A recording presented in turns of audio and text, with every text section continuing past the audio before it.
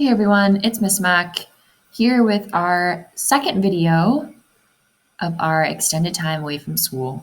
I hope you all are doing really well, and I want you each to know that I miss you very much. And let's get started with our lesson for today, which is on solving equations. And in this lesson, I'm going to be going over a couple of practice problems for solving equations that are pretty challenging in order to prepare you for the assignment that you'll be working on today.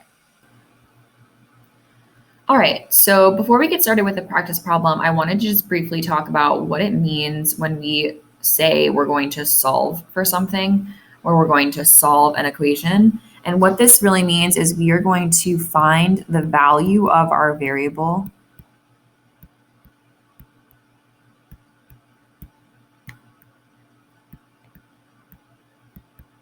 that makes the equation true.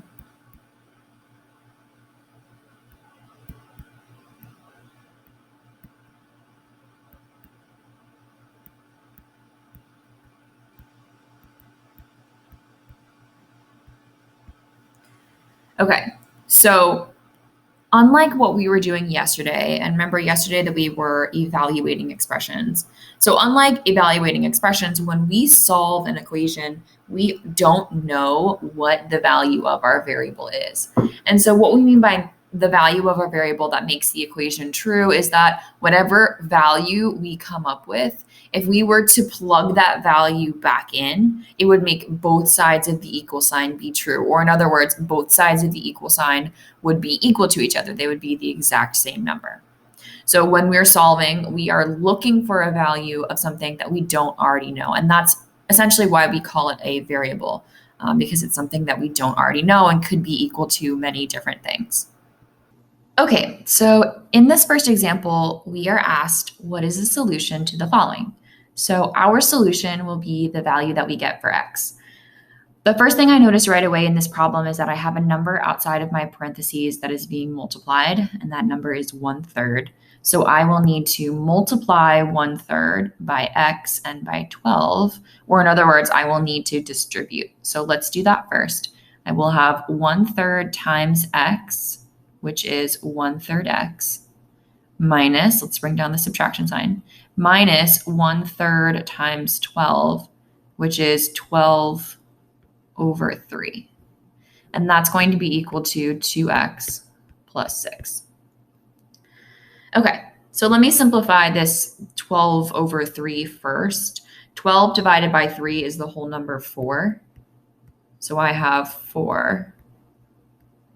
I have 1/3 x minus 4 equals 2x plus 6.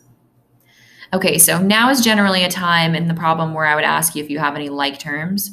And we don't have any like terms in this problem because like terms must be on the same side of the equal sign as each other. And in this case, all of my like terms are separated by our equal sign.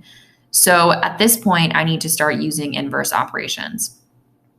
I am going to choose to move move 6 to the other side of the equal sign by subtracting 6. Okay, that will eliminate 6 over here. And then I need to do -4 minus 6, which is -10. Okay. All right, then I have 1/3 x minus 10 is equal to 2x. So I want to get all of my variable terms to the same side, or in other words, I want to move 1/3 x to the other side. So I will subtract 1/3 x from itself, and then I will subtract 1/3 x from 2x. Okay. All right, so that leaves me on the left side with -10 equals, and then this is the only part that I really imagine confusing some of you because you all don't like fractions, which I will truly never understand. But to make this easier, I'm going to turn 2x into something over 3. So basically what I'm trying to do is just give 2x a new denominator of 3. So if I think about what number up here would, if divided by 3, would give us the whole number 2, Well, that number is 6 because 6 divided by 3 is 2. So the equivalent fraction of 2 wholes is 6/3. Okay, so I'm going to think about this as 6/3x because then it's easy to subtract 1/3. So if I subtract 1/3 from 6/3, that leaves me with 5/3 over 5/3x. And now I am pretty much ready to do my last step. In this case, my last step will involve getting rid of this fraction coefficient. So in order to get rid of a fraction coefficient, I will need to multiply by the reciprocal of this number. So the reciprocal of 5/3 is 3/5. I just flip that fraction. And I need to do that on both sides of the equal sign. So let me go ahead and do that. 3/5. Cool. So the reason we multiply by the reciprocal on the right side is so that this will cancel out my coefficient. So on the right side, I'm just left with x. And now I need to do some multiplication on the left side. So I will multiply numerator by numerator, denominator by denominator. That means 3 times -10, which is -30, over 5 times 1, which is 5. And I am so close to being done. Now I just need to simplify -30 over 5. So 5 can go into -30 6 times. So I have -6. -6 is equal to x. And that is my solution. That is the value of my variable that would make the equation true. So if I were to plug in -6 into this equation, both sides of my equal sign would be the exact same number when I evaluate it for this solution. All right, let's look at one more problem together.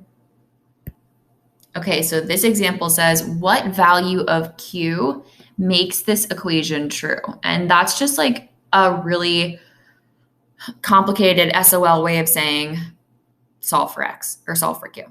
Okay, so don't read into this any more than we're just being asked to solve for our variable.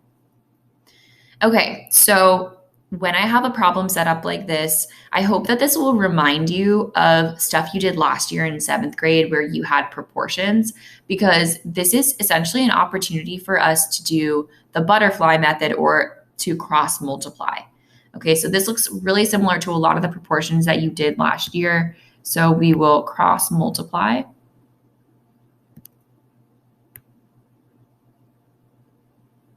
And solve. So I have 4 times 7q minus 9. No, I'm going to write this up here. 4 times 7q minus 9. Okay.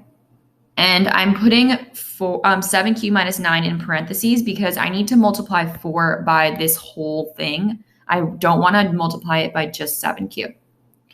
And then on the other side of the equal sign, we have 6 times this whole thing, 6q plus 2. Again, I want to use parentheses because I'm showing that I'm multiplying 6 by that entire thing, not just by 6q. All right, so you all are such a pro at this point, but we see stuff that is outside of parentheses, and that is telling us that we need to distribute. Okay, so on both sides of the equal sign, we will distribute. We'll do 4 times 7q, which is 28q, minus 9 is, not minus 9, minus 36, because 4 times 9 is 36, equals 6 times 6q is 36q, plus 6 times 2 is 12. Okay. Again, I don't have like terms because my like terms are separated by the equal sign. So I need to just use inverse operations in order to solve. Okay. I'm going to begin by subtracting 28q. from both sides. Okay, and when I take away 28q from itself, it cancels out. When I take away 28q from 36, I'm left with 8. Wait, yeah, 8. That was hard. 8q. Okay, so I have 8q plus 12 is equal to negative 36. All right, now I need to get all of my constant terms to the same side of the equal sign. So that means I need to get 12 rather over to join negative 36. So let's subtract 12.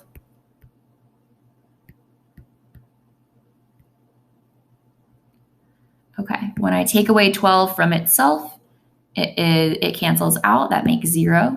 So I have just 8q equals negative 36 minus 12 more will give me a larger negative number. So that should be negative 48. Okay, and now I have my last step is just to get rid of the coefficient in front of q, or in other words, I will need to divide. So I will divide by 8, just 8, not 8q, just 8. So I have q is equal to negative 48 divided by 8 is negative 6. So the value of our variable q that makes this equation true is negative 6, because negative 6 is our solution.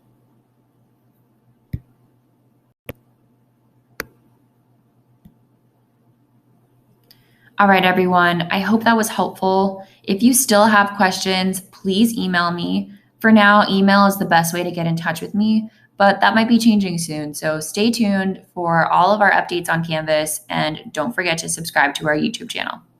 Thanks.